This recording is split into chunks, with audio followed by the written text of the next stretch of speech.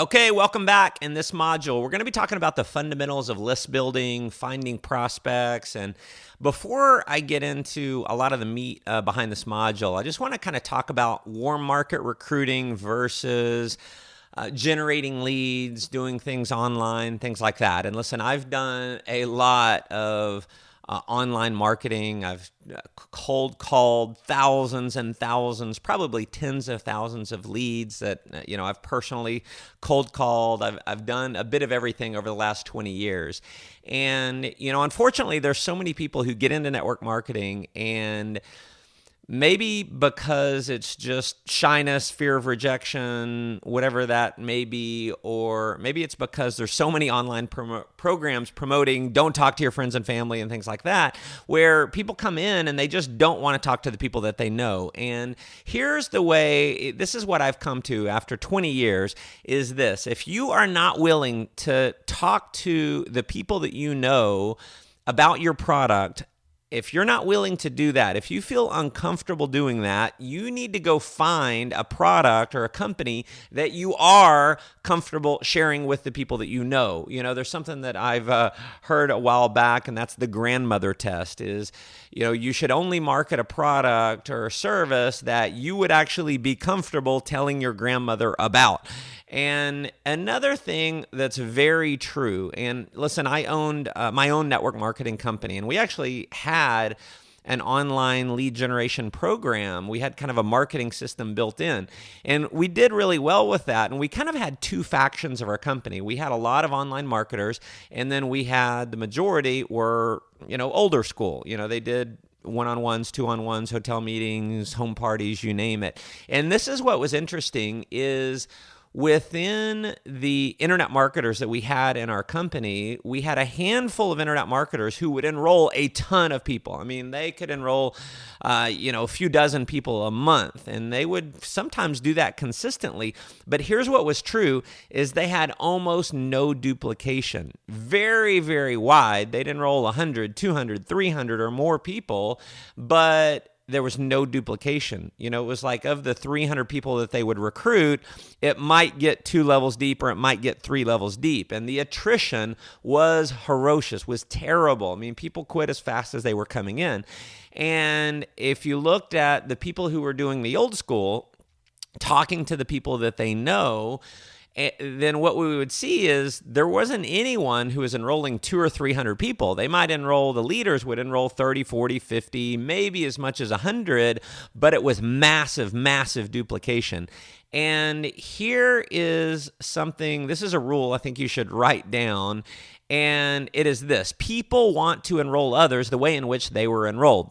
People want to enroll others the way in which they were enrolled. And so if you set up this intricate lead generation campaign, maybe you're running ads in the newspaper and things like that, then there's a learning curve. They're going to want to set up ads, or they're going to want to set up their website. They're going to want to set up the autoresponders. And, that learning curve is so big that it creates a breakdown, a lack of duplication. It creates a tremendous amount of attrition. And so, what I have seen, let me tell you what I haven't seen. What I haven't seen is a network marketing company or an organization within a network marketing company relying on a cold market strategy that has created long-term massive duplication. If you look at all of the billion-dollar companies out there, in fact, if you look at the $100 million companies plus, all of the network marketing companies that have created sustainable momentum and sustainable growth over a long period of time, they've done it through talking to the warm market. And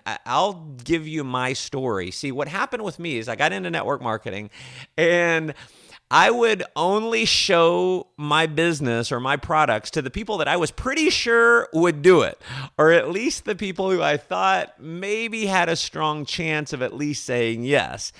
And, what was interesting is I failed miserably. In fact, if you know my story by now, it took me almost 6 years to get to a full-time income. And I cannot tell you how amazingly frustrating that was. And so here's the bottom line is you cannot play mind reader. The people who you think are going to say yes, in many cases, are going to say no. The people who you think are going to say no, in many cases, they're going to say yes. So you cannot, again, play mind reader.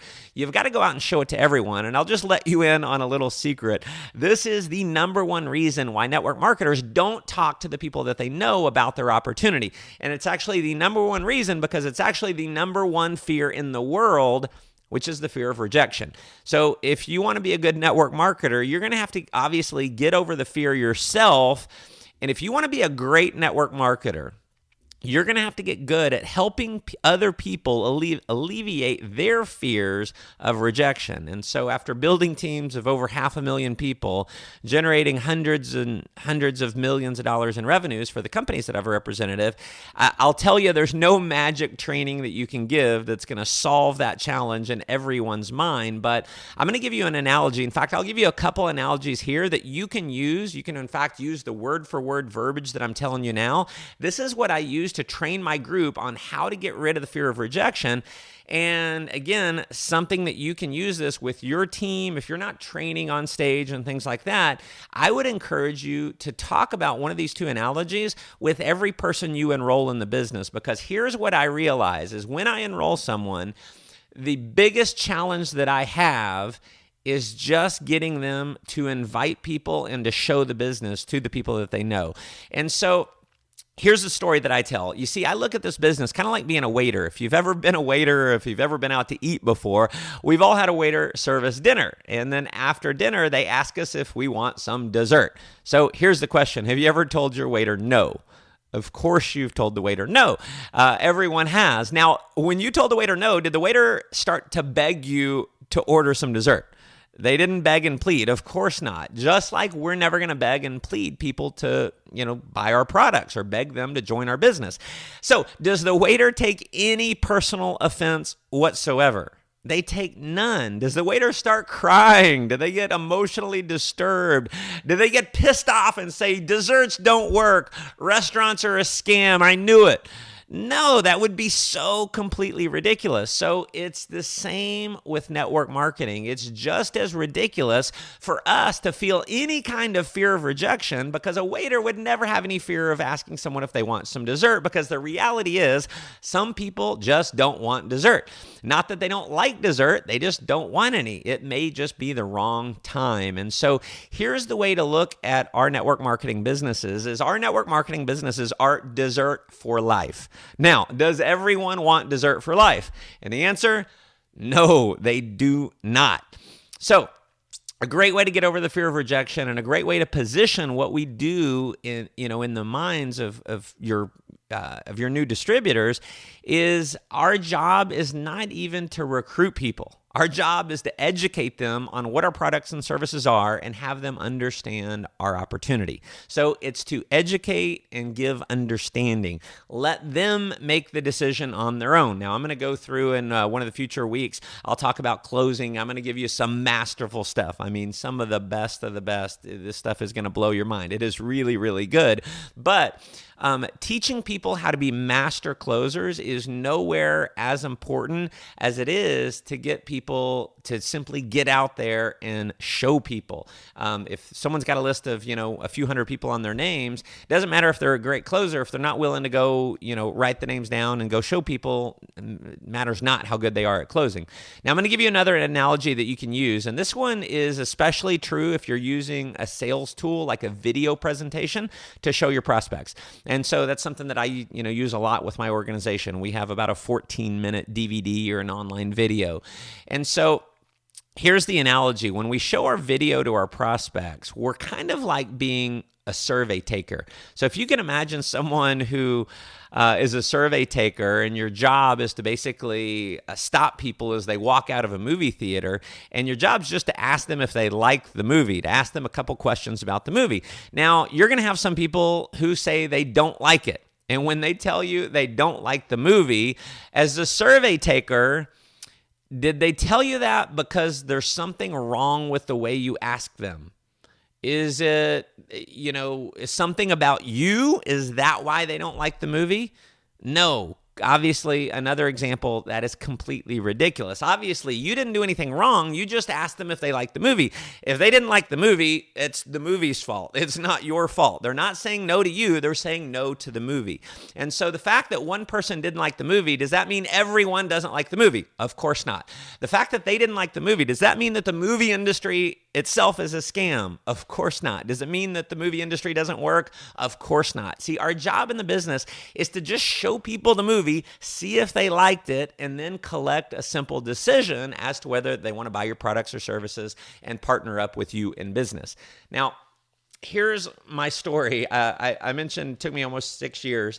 And one of the reasons for that is I would only show the business to people that I thought might join. And I tried buying leads. I put signs on the side of the road. I set up all kinds of crazy things. I spent so much money. I ended up going deep in debt just because I was so afraid of talking to people. And so here's where it all finally came together for me. I finally got sick and tired of being sick and tired. I finally got tired of trying to reinvent the wheel myself. I found a mentor, and when the mentor worked with me, here's what he's told me to do. He said, make a list of everyone you know. And he said, stop. And I kind of shared with him, a little bit of what I had going on. And he was like, stop thinking people aren't going to want to do network marketing. See, I really did not have a rock solid belief in network marketing myself. And because I didn't have a rock solid belief in network marketing, then that showed up with fear, and it showed up in the way that I was talking to other people. And he said, you've got to just go show it to everyone. And if you're excited and you're not being needy with people, you're going to be shocked at how many people are actually going to say yes, who are going to do it. You see, here's what I've discovered over the years is it's almost like everyone is a closet network marketer. People may have a bad taste in their mouth. Maybe they got involved in network marketing, or maybe they got presented the wrong way, but there's so many people out there who have done it and failed, but they understand the power of networking. If they've ever done network marketing before, there was a reason why they did that. They had goals and dreams just like you do, and you may be the answer to being able to give them the dreams and the goals that they've wanted for so long. And so that's what happened with me is I finally decided, you know what, I'm going to show it to everyone. And a lot of the people that I thought were going to say no, they started saying yes. And some of the most unlikely people started saying yes. So here's what I did. I made a list of 300 people. 300. And I just decided, you know what? I'm going to go from number 1 to number 300. I'm just going to call every single one. And I'm going to stop caring about what people think about me, about my opportunity. I just don't care. And you know what? I was always worried about the opinions of others. And here's something that is very true. You cannot pay your bills based on the opinions of other people. And if you buy someone else's opinion, you also have to buy their lifestyle. So you can use those two quotes in your marketing, or rather when you're, talking to new people. Or when you're, talking to new people in your organization. If you buy someone's opinion, you also have to buy their lifestyle. You can't pay your bills based on the opinions of other people. And so this is what I did. I made that list, and I just attacked the list. I went through it so fast, and it was like I used to always try and give the perfect presentation, or I'd want it to be like, they had to come to the big shot meeting where the really good presenter was going to be there. And I finally said, you know what? I'm just going to go to people. It doesn't matter. I'm just making a list of everyone. And I'll tell you one thing. This is an example of one thing that happened. I enrolled one guy, and he was, I hate to say it, he was a dud. And let's call him Jimmy. I enrolled a guy named Jimmy, and Jimmy was not really on the ball. He wouldn't really come to meetings, wouldn't really come to trainings. And I was just enrolling people. And Jimmy was a dud. A lot of people probably wouldn't have prospected Jimmy, but I went ahead and prospected. I enrolled him in the business, and I followed up with him. Hey, do you have anyone that I can help talk to? And here's what Jimmy ended up doing. He set up one meeting for me. And I went and showed a guy named Glenn. Now, Glenn got excited. He enrolled, and I asked Glenn, hey, who can I show the business to for you? Glenn said, well, let's talk to Terry. So Glenn led me to Terry. Terry led me to one person, only showed the business to one other person, and it was a guy named Mark. Now, Mark ended up building a team of several thousand people. So what happened was I had a dud, only enrolled one person that I actually really did the enrollment for. That dud led me to another dud, who led me to another dud, who led me to a stud. So here's a quote I'm going to encourage you to write down. Every person that you don't want to prospect knows someone that you do want to prospect. Every dud knows a stud. You never know who someone can lead you to. And so I'll give you my philosophy on who I think you should show the business to is who can fog a mirror. There's a lot of trainers out there who are going to tell you, only talk to people who are really sharp or only talk to people who are, really ambitious. And yes, I would agree that if you had to choose between showing it to a dud and showing it to someone who's really successful, show it to the person who's successful. But in order to really get your business rocking, don't be picky and choosy about who you're showing the business to. Show it to everyone. Now, let's talk a little bit about recruiting up.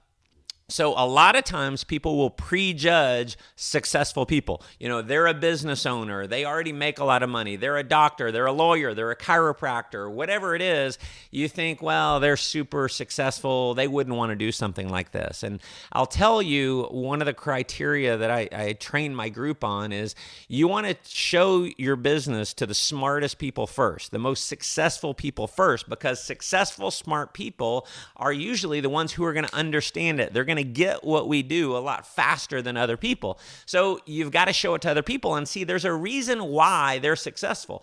They're successful because they don't procrastinate. They seize opportunity when they see it. And so they should be the first ones that you go show it to. If someone already owns a business, that means they're entrepreneurial. That means they're more likely to get involved in network marketing and do really well at it.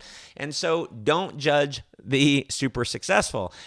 And one of the reasons why they can be amazingly great prospects is because of this recruiting up. And one of the laws of leadership is this: people will only follow others that are a higher level leader than themselves. And so let's say you are an 8.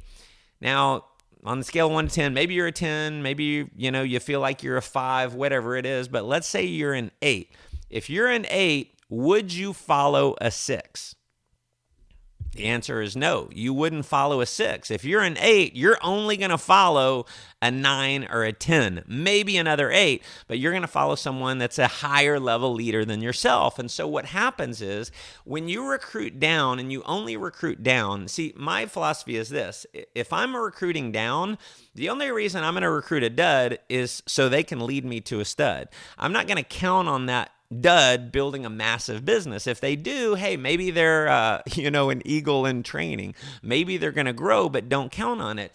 And so I like to go to people who already have some business savvy, who already have some confidence, who already have some posture, because they're more likely to rise to a leader a lot quicker than someone else. Now, when you recruit leaders, what happens is you end up with leader math. And leader math in network marketing is multiplication. See, follower math is addition. So if you're recruiting people and you're only recruiting people at a lower level leadership than yourself, usually the way you grow is by addition. And see, that's what I used to do. Before I got full-time, before I made it work, I did get to the point where I became a really good recruiter. I could recruit people and I could sell people to get involved. And it was always people at a lower level leader than myself. And I could add people, and I could, I was really good at that addition piece, but addition is painful because you're not getting the duplication. See, when you recruit leaders, leaders can recruit other leaders. Leaders can, grow by addition and multiplication. And so that's what you want to go for. Okay, let's talk about where to get prospects. So starting out with who you know, obviously your cell phone. If you take your cell phone and go to your contact list, that should be the first place you go. And when I talk to most people who've been in networking for a little bit, they say, oh, I've already talked to everyone that I know. And it's real easy to figure out that they haven't, because I just say, well, let's look at your cell phone, go to your contacts, and we go A to Z. Have you talked to Abe? No. Have you talked to Alan? No. Have you talked to Bob? No. Have you talked to Charlie? No. In fact, they haven't talked to most of the people on their cell phone list. And so obviously that is where you go first. Take out your cell phone, put it on paper, write it all down. Number 2, business cards. Go wherever if you store business cards, if you collect business cards, then, take those and put them on your list. And I'll give you a quick strategy, something that I've been very conscious of over my years in network marketing, is building a list of people and just staying in contact with people, mainly through, collecting information. So when I go to any type of event, if I go to a seminar, then I want to collect as many business cards as I can, not just, hey, can I have your card? And then you run off. But it's creating as many powerful, strong connections as possible, getting their card, writing on the card something about them, their kids, what they like to do, what they do for a living, things like that on the card so I don't forget who they are. And so a lot of times at events, I'll collect a bunch of business cards and not recruit them anytime immediately after. Obviously, maybe I should call them a few days after, set up a meeting and so forth. But, I've just stayed in the mode year after year after year after year of collecting cards, building those contacts. And what happens is, every few months, whenever I get into recruit mode, then I can always just go to my business cards. I can pull those out, and I've got a lot of new people that I can call. And so that's something that I would encourage you to do. Keep a massive contact list. One of the things that people are always shocked is, I'll meet someone that I haven't talked to in several years, and I can pull up in my phone, I can go to the notes section, and I'll say, oh yeah, we talked about this. I know you have a daughter that does this. You have a home here. And, they can't believe it. But because of doing that, I have never run out of people to talk to.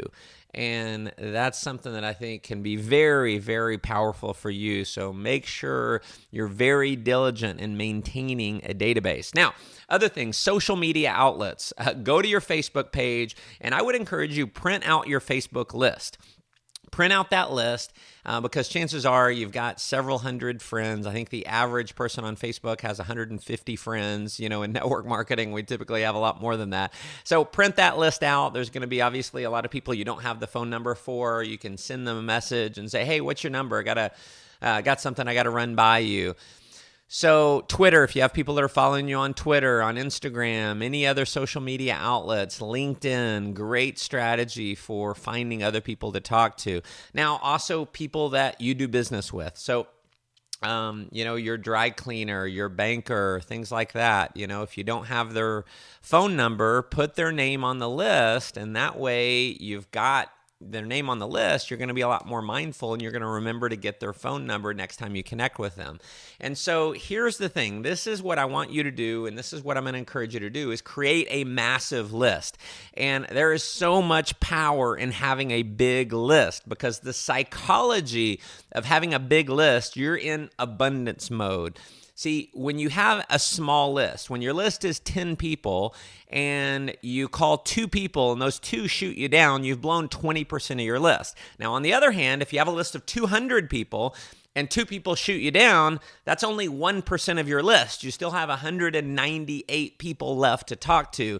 And so create that massive list. Another thing that my mentor taught me when I first started working with him, he required that I always had my list on me whenever we did any type of presentations, when we're showing the business to someone, because, when you're sitting down with a prospect, here's one of the things, we'll talk more about this in the closing section, but people follow strength. They follow certainty. They don't follow wishy-washiness. They don't follow someone who's doing it as a little hobby. They follow strength. And so when you show up and you're sitting with your prospect and you have a list of 300, 400 names, then they get that you're very serious. They get that you are a leader with this. And so create a big list. And in the next module, we'll talk about how to generate prospects in the cold market, because obviously you've got a lot of people that you know, but which list is bigger, the people that you know or the people that you don't know? So we'll talk about that on the next module. We'll see you there.